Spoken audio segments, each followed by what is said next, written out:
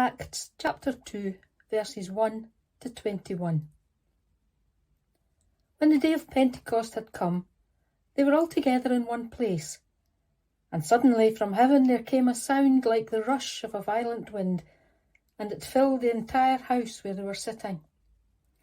Divided tongues as of fire appeared among them, and a tongue rested on each of them. All of them were filled with the Holy Spirit and began to speak in other languages as the Spirit gave them ability.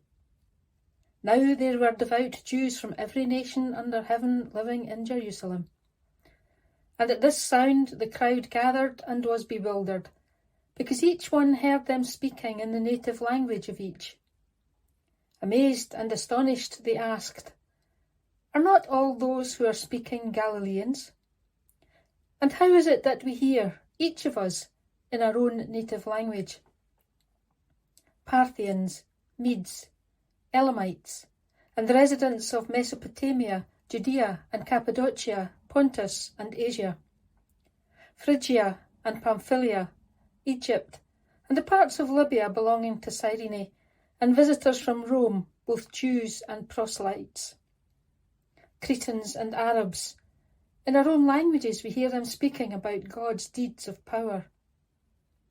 All were amazed and perplexed, saying to one another, "What does this mean?" But others sneered and said, "They are filled with new wine."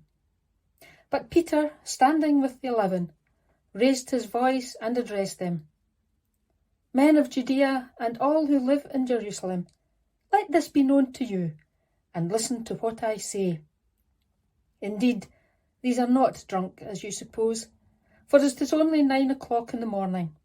No, this is what was spoken through the prophet Joel.